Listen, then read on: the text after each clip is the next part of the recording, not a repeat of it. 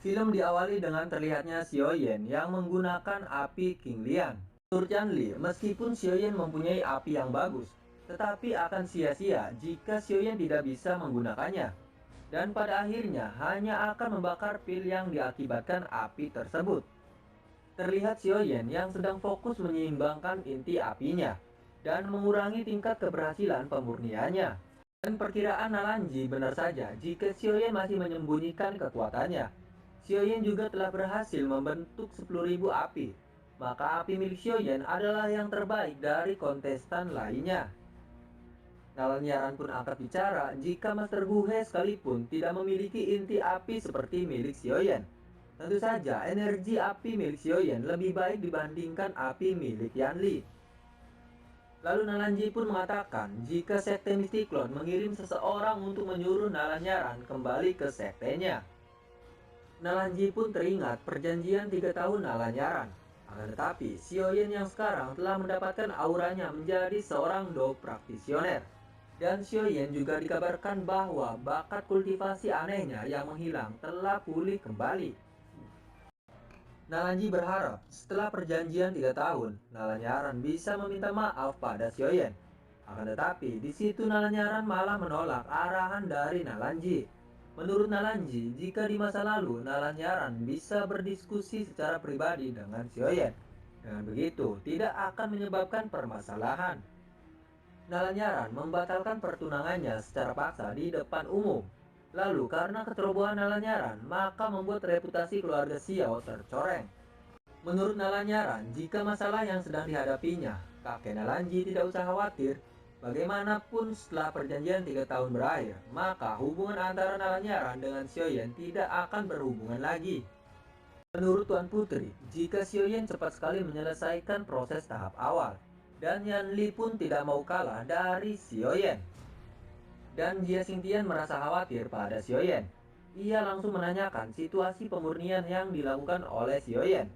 Lalu menurut Master Fakma, jika Xiaoyan orang yang pertama memperbaiki bahan obat tersebut. Dan selanjutnya tergantung kemampuan Xiaoyan untuk menggabungkan cairan obat yang sudah diekstrasi. Terlihat Yanli menyombongkan diri karena pil yang dibuatnya akan lebih baik dari pil milik Xiaoyan. Setelah itu, Xiaoyan mencari cara untuk memenangkan pertandingan tersebut. Dan Xiaoyan akan menyempurnakan pil roh hijau 2 polanya. Tuan Putri merasa khawatir dengan Xiaoyan. Bahkan, guru Tuan Putri tidak dengan kondisi Xiaoyan saat ini. Menurut Master Fakma, jika Yanli merupakan alkemis kelas 4, maka setidaknya dia bisa memurnikan pil tingkat 4 juga. Bahkan, Yanli mungkin saja bisa memurnikan pil tingkat 5. Menurut Tuan Jia, jika Xiaoyan harus memiliki 3 api untuk bisa memurnikan pil roh hijau 3 pola. Terlihat Master Fakma pun meremehkan Xiaoyan. Tiba-tiba, ledakan datang dari arena perlombaan dan membuat Tuan Jia serta Master Fakma terkejut. Menurut Master Fakma, sudah menjadi hal biasa jika ada alkemis yang gagal memurnikan sebuah obat. Lalu pada saat Xiaoyan sedang fokus, tiba-tiba tungku obat milik Xiaoyan ikut meledak juga. Menurut Master Fakma, jika itu adalah metode latihan Master Racun, mengikis dirinya sendiri dalam berbagai racun sepanjang tahun untuk menyempurnakan dirinya sendiri. Alkemis yang menggabungkan keterampilan racun untuk menyempurnakan sebuah pil sangatlah sulit untuk ditemukan. Tiba-tiba Tuan Jia akan menyerang Yanli. Akan tetapi menurut Master Fakma, jika Tuan Jia menyerangnya, maka akan membuat kerugian besar bagi kerajaan Jiama. Lalu kesabaran dan kerja keras selama ini akan terbuang sia-sia. Kejuaraan alkemis adalah kejuaraan terbuka untuk semua alkemis muda di seluruh benua Doji. Dan di masa lalu, situasi tersebut belum pernah terjadi sama sekali. Dan tidak ada aturan kalau orang seperti Yanli dilarang untuk berpartisipasi. Tiba-tiba, Xiaoyan terpengaruh oleh racun hitam milik Nalanji itu. Menurut Hai Bodong, jika racun Nalanji sudah menyebar pada tubuh Xiaoyan serta jiwanya. Menurut Nalanji, sepertinya Xiaoyan sangat terpukul dengan kegagalan pertamanya tadi. Tetapi ia tidak heran jika Xiaoyan telah gagal. Karena di usia Xiaoyan yang masih muda itu, pasti semua hal bisa terjadi. Nalanyaran malah membela Xiaoyan. 他或许是有着别的什么打算吧。 Xiaoyan tertekan oleh Yanli dan ia menyuruh Xiaoyan untuk patuh kepadanya.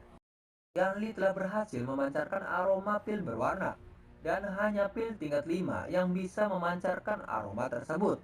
Lalu dilihat dari kepadatan aroma pilnya, maka seharusnya itu adalah pil tingkat tertinggi. Akan tetapi dibandingkan nyali, pil yang dibuat oleh Tuan Putri dan Liu Ling tidak sebanding. Pada saat Xiaoyan akan menyerah, di situ ia melihat ayahnya dan tiba-tiba jiwa Xiaoyan yang semakin bertambah kuat. Ayahnya mengatakan jika anak muda terbiasa bertindak sangat ceroboh dan selalu meratapi masa lalu yang tidak akan pernah bisa diulang. Meratapi orang yang tidak pernah menghargai diri Xiaoyan, tapi kali ini ayahnya meminta Xiaoyan tidak harus menanggung beban berat di masa lalunya. Pada saat sedang mengobrol dengan ayahnya, Xiaoyan pun teringat perkataan gurunya itu. Xiaoyan yang berhasil membalikan kekuatan jiwanya, dan tampaknya Xiaoyan jauh lebih kuat daripada sebelumnya. Lalu Xiaoyan pun akan menunjukkan kekuatan sebenarnya pada mereka semua. Tiba-tiba Xiaoyan menggunakan inti api putih milik Yalau.